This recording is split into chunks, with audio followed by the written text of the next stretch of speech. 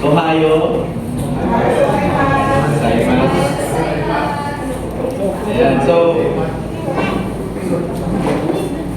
nung last week, nung nag-end tayo last week, meron tayong assignment. Sino pong nakagawa ng assignment last week? So, magtatawag po ako Yeah. Ayan.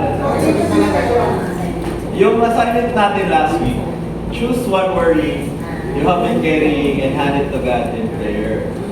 Out loud. This week by next. So, tapos, sagutin na lang natin itong parehas. Very short lang hindi 30 minutes. Just one person to test your patience, just one of them. This week, the way God wants us. Yan. Sinong ready sumagot? Sinong makagawa? Ako, sige si ate no. Kahit wala ako. Just one worry. Yung isang worry ko po yung registro ng sasakyan. Sabi ko, Lord, wala akong tagal ako. Pagbalik ko, bubungad na sa akin agad yung registro ng sasakyan ko. Tapos, Lord, pag pinapil mo naman to, diba? Feel mo yan. Feel mo yan, Lord. Sabi ko, pero, ayun nga, sinurrender ko lang po kay Lord. And thankful ako si Papa na parehistro niya dun sa suli namin yung rehistro dito sa may Nitag. Kung saan ako hindi na rin pastor before. So praise God, naka-discount ko si Papa. Sabi niya, give is na 4,308 na lang.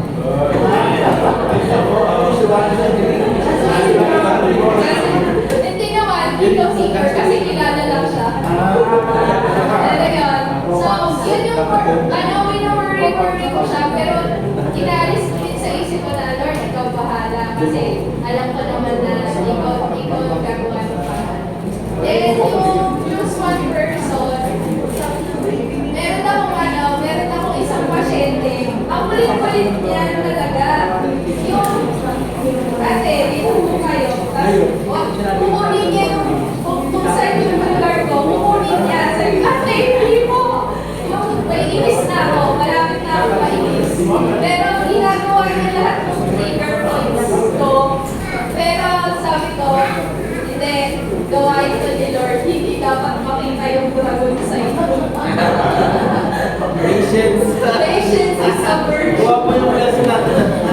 Kasi, bubulungan ko na tayo anak niya. Kung ano-ano kung ginagawa niya, lalo tuloy na natakot yung anak niya. So, nainis ako. Gusto ko lang siyang paalisin. Mami, doon na lang kayo. Tapos, ayaw niya. Kasi magalit pa siya sa akin. Tapos, nainis na talaga ako. Pero sabi ko, hindi. Gawain ko ni Lord. Bawal ko yung drone. Pero yun, natapos naman. Tapos, di ko ina-expect.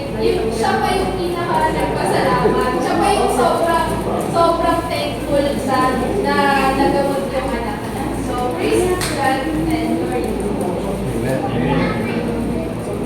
Sino ba po ang nakagawa ng assignment? Matawag po si Joel.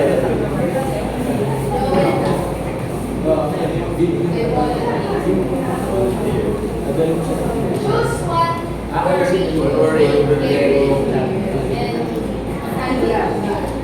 choose one person to test your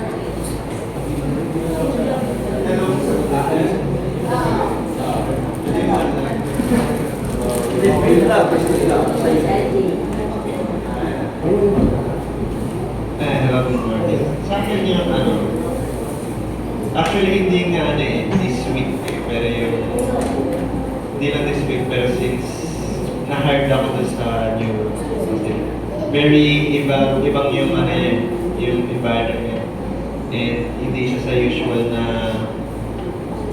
work ko.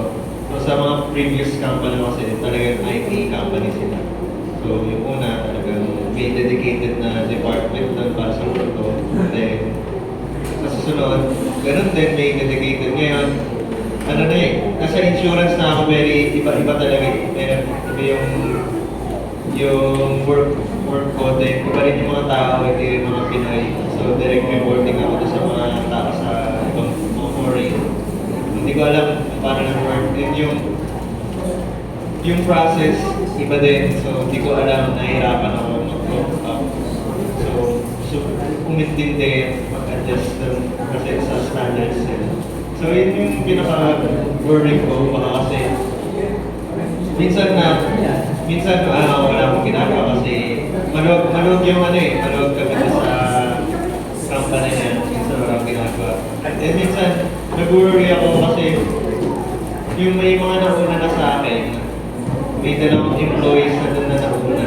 So napapaisip ako kung kaya naman nila na mag-function na wala ako, baka kasi ang iniisip ko baka bigla akong tanggalin kasi ayun nga, kaya naman nila nang wala ako in the first place pala. Tapos yung wala akong parang official na project doon. Yun yung iniisip ko kasi nakausap ko na lang din yung lead ko. Ayun pala, ito pala yung plano sa akin. So yun pala yung siguro naisip ko lang tinagdas na ako ni Lord sa kanya. Kasi yun, naging clear out sa akin. May sinabi na si Lord sa akin. Ayun, na ito yung plano ko sa'yo. Magtiwala ka lang, huwag kang mag-worry. And pinag-pray ko naman din ito. Binigay sa akin ni Lord. Kaya i-work out niya talaga na according to this. And thank you. Thank you, Joel. Okay. Salamat sa mga sagot, Ate, Joel. So, ito yung lesson natin last week, which is patience and peace. Oo. So, nalala ko yung yung joke na dad last week. Sabi niya yung PC, mahaba daw yung mahaba daw yung PC, kaya page. Ewan ko pa, paano na-connect ngayon. Anyway, so, mamaya, yung connect ko sa susunod na joke. So, yung title natin, is kindness, goodness and faithfulness. Sa Tagalog, kabaitan, kabutihan at katapatan. Yun. Sige, next please. Ayan. So ano yung kabutihan? Ano to? Kabaitan. Ano yung kabaitan?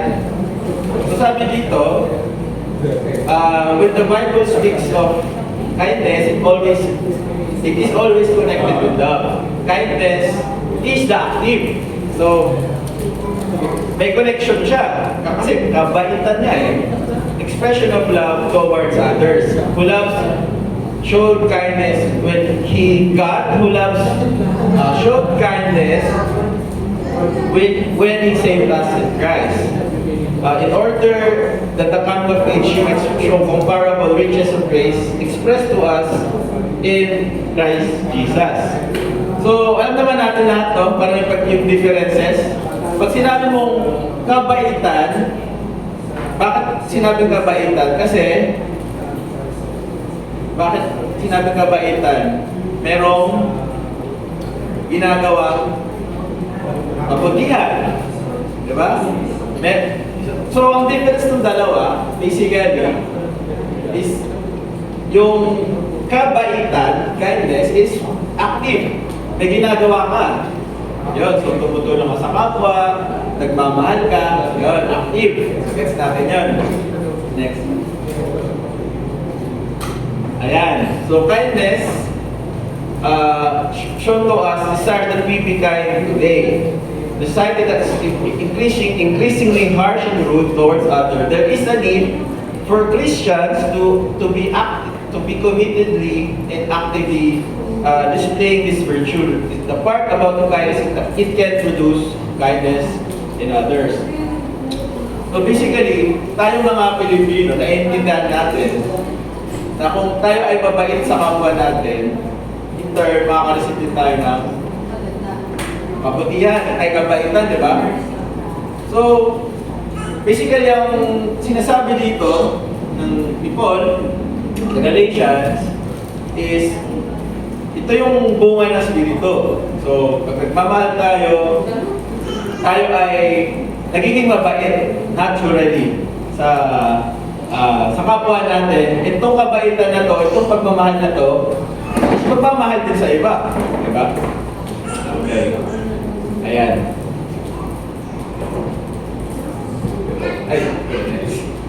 Ay, pwede pa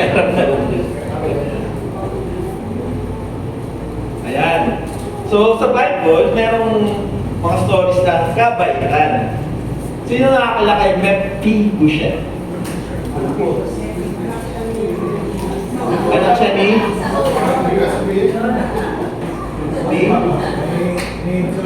Jonathan. Ayan. Ay. Oo. Basically, dahil si Jonathan ay mabait kay David, si David ay naging mabait dito kay Mephibosheth. So hindi po sa mga ang background kay Mephibosheth, siya ay isang lumpo. Siya ay valido. Oo, nahulog siya nung baby siya. And hindi niya kayang, kumbaga, makasurvive kung walang magiging mabait sa kanya. Dahil sa mapaitan ni Jonathan, si David ay naging mabait sa kanya. Kumbaga, yung pinunlang kabaitan ni David, ni Jonathan, ay nagbunga sa kanya. Ayun. So, take note na tayo mag-answer ng question. So, take note na lang natin to. How is kindness connected with love? And what does kindness produce? So, babalikan natin itong question na to. Ayan. Kasi ang sunod natin ay goodness o kabutihan. So, sabi dito, goodness is an essential part of God's nature and character. Agathone, or yung Greek, is generally acting in ways that are pure and right, or following God, who is truly good. When God created the universe, this is that the world is good at every stage of completion. So, basically, pag pinag-uusapan natin yung kabutihan, kasi maraming uri ng kabutihan eh. Merong kabutihan lang na pakitang tao, no? May kabutihan lang na kabutin, maganda. Mushroom. Hindi talaga kabutihan. Kala ko bottles. Well, Kabuti. so pag sinasabi natin kabutihan, ito yung kabutihan na similar sa kabutihan ng Diyos. So, sa Bible, pag sinabing goodness, ito ay nagpapatunay sa binabago tayo ng Panginoon na maging malapit sa kabutihan niya. Kasi pag sinabi sa Bible na kabutihan or good, ito yung sinasabi niya dito eh, yung good para kay God, hindi yung good lang na para sa tao. So, yung, di ba pinag-uusapan natin is fruit of the Holy Spirit. So, sabi nga ni Ryan, yung metaphor na ginamit niya eh, kaya fruit kasi, isang puno lang, no? So, sa atin na kumbaga, hindi siya iba-ibang, may mangga, may bayabas, may, ano ba yung mga langka. So, isa lang siya. And, itong bunga na to, mga bunga na to ay nanggagaling habang binabago tayo ng Panginoon. At itong kabutihan na to, pag sinabing goodness o kabutihan sa Bible, ito ay nanggagaling lang sa Panginoon. Kumbaga, hindi natin kaya na maging mabuti tayo na, kasi Kristiyano, magiging pagsisikapan ko. Kasama yun. Pero ang sinasabi dito ni Paul, yung kabutihan na ito ay nanggagaling din sa pagtatransform or sa Holy Spirit, binabago tayo ng Holy Spirit. Diba? Yung pagiging babae, pagiging mabuti, tinatransform din tayo ng Holy Spirit. Hindi lang to gawa natin, pero gawa to ng Espiritu Santo. So, sabi dyan sa Mark 10:18,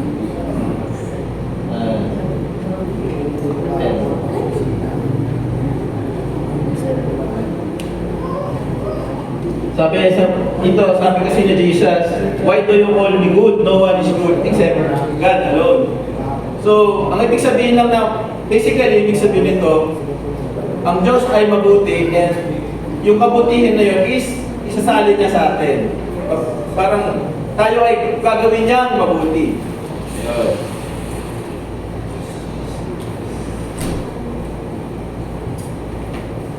Yan. So, ito yung next question natin, no? Where does goodness originate from? And how do we apply goodness in our lives? But dahil gawin tayo sa oras, take note or papayin na lang muna to, balikan natin yan. Yung next natin is faithfulness or katapatan. So, yung sinabi ni God, pag peace ay mahaba yung PC. Pero pag ikaw ay matapat, mahaba rin PC mo. Kasi meron kang pistis. Sa Greek, sabi niya sa Greek, pistis. Pistis. Mga kamigan. Binitawan. Okay. Try ko rin joke, ha? Binitawan kita. Yung Greek word, yung original na word na ginamit dito is pistis. Hindi siya yung mura sa Tagalog, ha? Pero ibig sabihin nito ay katapatan. Oo. So, iba yung ibig sabihin sa Tagalog. Pero sa Greek, ibig sabihin yung katapatan. So, pag Greek ka, pag sinabi kang pistis ka, ay, thank you. Kasi ibig sabihin yung matapat ka. Basta dapat Greek yung kausap mo, hindi yung Tagalog.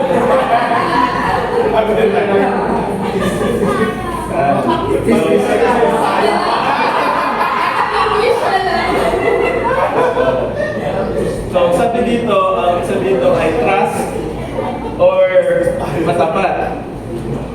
So, sabi ng Roman authors, nakuha ko ito sa Bible Project, no? Faith and faithfulness are two sides of the same coin. So, ibig sabihin nito, allegiance, trustworthiness, yun. Reliability. Yan. Parang yan. So, ito yung question natin. So, do people see you as dependable and can they count on you to be faithful?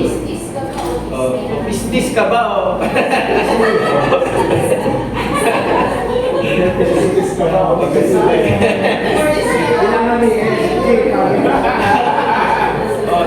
yes. Kailangan ay pistis. Oo, pistis ako. Kasi hindi, 15. Kasi Bisaya si Sa Bisaya, huwag na natin sabihin sa Bisaya kasi pura yung sa Bisaya. So,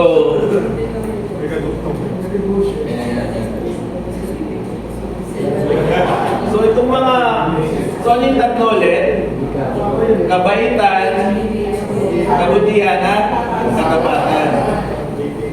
So, itong mga qualities na to ay quality ng Diyos. Di ba? Quality ito ng Diyos. Ito yung bunga kapag tayo ay naglalakad, sumusunod sa Kanya. Pag binabago tayo ng Diyos, ang mga bunga na to, bubunga to ng natural. Di ba? Ayan. So ito, sige. So sa tatlong question, ano ba yung tatlo? Sige, kuha tayo na sinong gustong mag-volunteer. Ito yung unang question.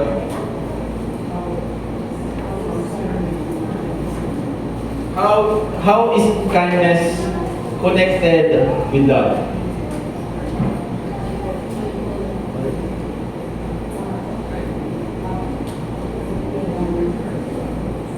Yan.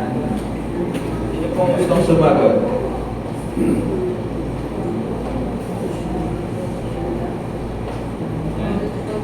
Kindness, kabaitan. Bakit naiba yung kabaitan sa kabutihan?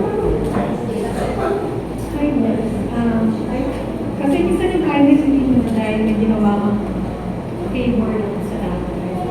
So, minsan na ano ko lalo pag nagmamature ka, kindness is yung pang maging polite lang tayo. O yung, diba, before tayo, minsan yung mga ringing tayo na pag nagsalita tayo, parang nakakasakit sa kapwa natin. Pero para sa atin, it's ano natin. So, other people na minsan siya mabait kasi ganun siya magsalita, gumamit ng mga words. Pero alam natin sa sarili natin, mabait tayo. So, but of course, that, diba, by the grace of God, kasi nga, dahil meron na tayong pattern, meron tayong ginagamit na word of God. So, ano tayo doon? Siyempre, may mga transformation doon sa mga ganung side. Na of course, si Lord yung nag-glorify. And then, sa side naman natin, nagmamature tayo. Kasi hindi pala lahat ng words, no? Dahil ang sabi ko para sa akin, tingin ko, ay, hindi naman masama yun. Pero nga dun sa no, so, paano ba yun? Kasi magkakaroon ng argue between the, both sides. So, yun. The kindness is from God, right? Na, syempre, tinuturo. Dito natin natututunan what is the kindness from our, diba, our Savior, our God. So, dapat yun, alam natin kung paano gamitin yung words. The kindness and to be kind to other people. So, hindi basta alam lang natin yung word na yan. So, of course, alam natin kung paano siyang gamitin and then, syempre, tinuro sa atin ni Lord to be kind. Yung nga, ako sa tulad ko, apply ko sa sarili ko, akala ko, feeling ko, mabait na ako kasi maraming mag-aasawa, mabait yan, gano'n. But it's that's not enough. Marami pa pala dahil during dun sa pagiging Kristiyano, nung nag-mature tayo, spiritually, kailangan din pala yung mga words na nilalabas natin sa bibig natin. That is the one reason kung bakit talaga ay nasasabing kain tayo. No? Kasi mga salitang lumalabas sa bibig natin is salitang namumutawi, kaibig-ibig, dahil ang Diyos natin ay pag-ibig. So, that's it. Yan ba? Thank you, Tita. So, sabi nito, no, yung dahil Diyos ay pag-ibig. And pag sinabi natin kindness, is laging connected sa, or kabaitan, galing sa Diyos, Panginoon. Kasi pwede naman mabait tayo kasi meron tayong mga, meron tayong hinihingi or may intention tayo. Pero yung tunay na kabaitan na bunga ng banal na spirito is galing sa pagmamahal. Na walang kapalit. Okay, so sino pa po? So sagutin naman natin yung ay tita. Actually, kung tutusin, isa lang naman talaga yan, yung love, joy, peace, patience, kindness, goodness, faithfulness, self-control, pero pagsahan. So, isa lang naman isa lang naman talaga kung tutusin yan. Yun, for you doon sa love the Lord your God with all of your heart, with all of your soul, with all of your mind, with all of your strength. So, kung love natin si God, then according to sa sinabi niya, kung mahal na tayo sa Panginoon, dapat naging ka sa atin. Ang pagmamahal kasi, yun nga, sabi niya ni Jesus, walang pagbuti o hindi ang Diyos. Kasi ang tao, talagang bigas na, pride, lahat na ng kasamaan na ginawa sa tao, like the sinful nature na ginana natin, na gulong. So wala tayong kabutihan. Kung hindi tayo mag-rely sa kabutihan ng Diyos, wala. Hindi talaga tayo magiging kind, hindi tayo magiging faithful, hindi tayo magiging goodness, o etc. Wala tayong joy na tayo. Kasi sigat lang talaga, kahit habang nabubuhay tayo sa mundo ito, kung si God o si Jesus ang ating inimitate, ang pinamumuhay natin, meron tayo. Kasi kung sasabihin natin, pwedeng ano sabi na kanina narinig ko sa radio na yung pinaka-greatest talaga na paglilingkod sa Panginoon, from the heart, sa puso. Hindi pwede yung nagpapakitan pa. Kasi may mga kindness na, gagawin ko to, pero kailangan mapalit. Nag-antay tayo ng sabihin. Yun sa sarili natin. O kaya pinatao para sabihin na mabuti ka. Hindi yun ang hindi nakikita nila sa atin ng puso at tinitingnan ng Panginoon. Kung ang kabutihan kasi, nag-test mo ito during those times na halimbawa, merong mga panganib na handa mong ibigay yung buhay mo. No, hindi natin yun masusukat, hindi natin alam. May lumalabas talaga na instant na gano'n, na magagawa mo yung mga bagay, hindi mo inaano, hindi mo nakikita, hindi mo ina-expect. Biglaan yun, makikita mo yung kindness doon na parang gusto mong ibigay ang sarili mo para makasave ka ng isang kaluluwa o ng isang tao. Lalo na yung pinaka-greatest doon is yung share the word of God. Kasi sabi nga, pastor na talagang napaka-kakilakilabot kung isang tao ay hindi mo madala sa Panginoon. Hindi mo ma-share. Yun yung pinaka-number one na kabutihan na ibalik natin sa Panginoon kasi siya ay mabuti. Thank you, Tita. So, yung sa tawag ito, sa New Testament, yung kabutihan and kabaitan, actually connected siya. No? Kasi yun nga, it's born out of love. So, baka pinagkaiba lang naman ng dalawa, is kabaitan is gumagawa ka, yung kabaitan is yung ikaw yun, gano'n, yung nami-mirror, actually, hindi ikaw yun. Nami-mirror mo yung Diyos, yung qualities ni God. Kung ano yung qualities ni God, nami-mirror mo, nagiging mabuti ka, parang natatransform ka to the image of Jesus Christ. Sige po. Akong tingnan na lang, no? Kasi yung related sa kindness and love. Yung relation between love and kindness. Kasi how kindness connected with love. Kasi hindi pwede hindi pwede magiging genuine yung kindness natin without love. Kasi the greatest things, the excellent things of all in the world is love. Now you cannot see the kindness, the genuine kindness of a person without love. So kailangan niya meron siya tinatawag na right relation between God and man. Yung relationship kasi hindi pwede magkaroon ka ng relationship sa God without love. So not unless ibuhos ng God ang kanyang pag-ibig dito sa puso natin through the Holy Spirit. So yung kindness nanggagaling yan sa loob ng love. Hindi po siya pwedeng lumabas na magiging totoo siya, yung kindness na yan, pag wala ang love niya sa puso ng tao. Kasi love is caring, love is kind, love is faithful, yung parang ganon, di ba? Sa 1 Corinthians chapter 13.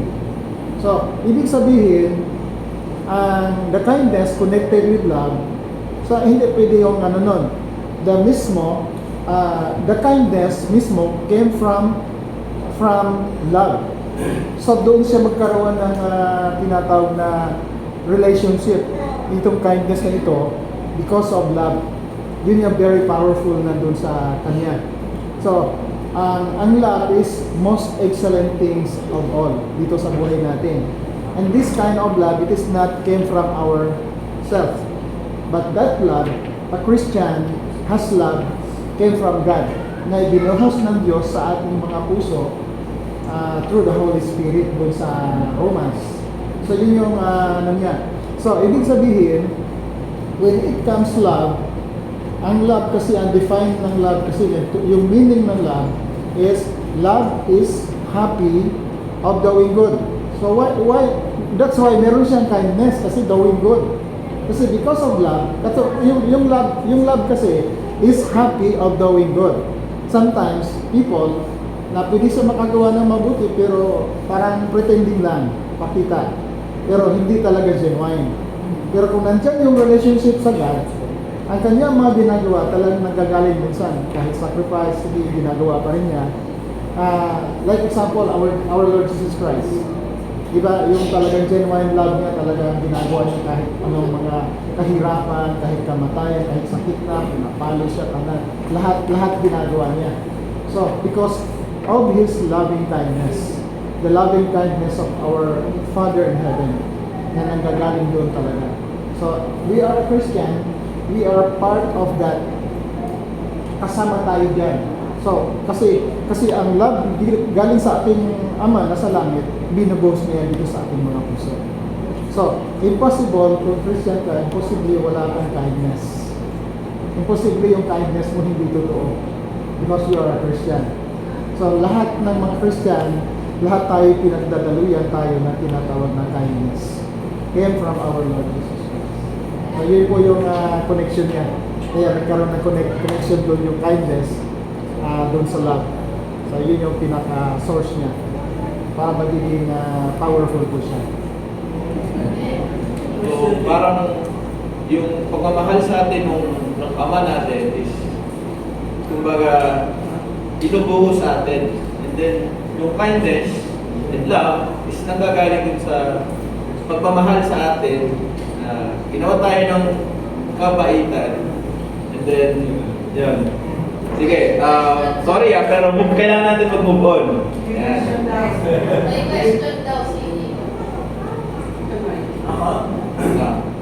May question ako, Dave, no? Can you be kind without being good? O, pwede ka ba maging kind without being good? Pwede. Di ba? Kasi tingnan mo yung picture. Yung nabibigay ng tubig, kung hindi siya believer o hindi siya mananampalataya, he is being kind without being good kasi hindi siya nagsishare eh. Di ba? Ang goodness ba yung ano na Panginoon sa Diyos? Kasi kung siya nabibigay, he is being kind without being good. Kasi kung good siya, hindi lang kind sa pakita. Isi-share pa yung good sa tayo. So people can be kind without being good. Meron ba sabi? Mabuti. Hindi ako mabait pero mabuti ako. Kasi ako yung mga mabuti. ano yung sinasabi sa Bible na yun nga hindi nakakakilala kay Lord sa anak nila, kaya nilang mabuti. Di ba? Pero hindi sila nakakilala kay Lord. Ano yun? Ibig sabihin, wala yung goodness nila, parang ano, wala silang goodness. Kasi kung good ka, this is the character of God, yung good mo, yung goodness ng Panginoon, Parang hindi kasi pwede magwala yung kindness and goodness. hindi kasi merong line talaga eh. Hindi mo lang magwala yan. Merong line talaga na be good and kind. Pero, you cannot be good without being kind. Pag ikaw ay good, kasama yung kindness. Automatic na. Oo. Pero kung kind ka, pwede ka maging kind, kaya kind mo dito. Yun nga yung sinasabi natin na pag ibang tao, kind. Oo, ayan. Para ipakita sa tao na mabait ka. Oo, kasi marami mga kind na yun, na walang Diyos. Iinis ko ano yun.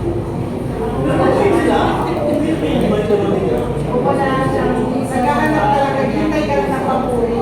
Hindi ba, meron ka mga tao ba eh? Pero hindi ka lang sa Diyos. Totoo nga eh. Ganun pa sila sa Diyos, pero ang mabait nila, kumagawa sila ng ano. Yun yung walang gusto sa puso. Bukono yung kaya, kung ano, nangyayari na. Pero, Kasi, Blind. kung babalik tayo sa teaching ni Jesus, di ba merong teaching na ano, yung gawan mo yung yun, Yung golden rule. So, God is to honor and to others what you want to do. Kasi sa ibang religion, sa Buddhism, meron din to. Ang wala sa kanila, yung turn the other cheek. Which is, kahit ginagawan ka na ng masama, dahil ang constitution mo, ang character mo, ikaw ay mabuti, hindi ka lang mabait, makakagawa ka pa rin ng mabuti kahit hindi ka na ginagawa ng mabuti. Yun ang difference ng being transformed by Christ. And kung tayo ay patuloy na transform ni Christ, yun nga, kaya na natin magawa yung sinasabi ni Christ na walk the extra mile, turn the other cheek.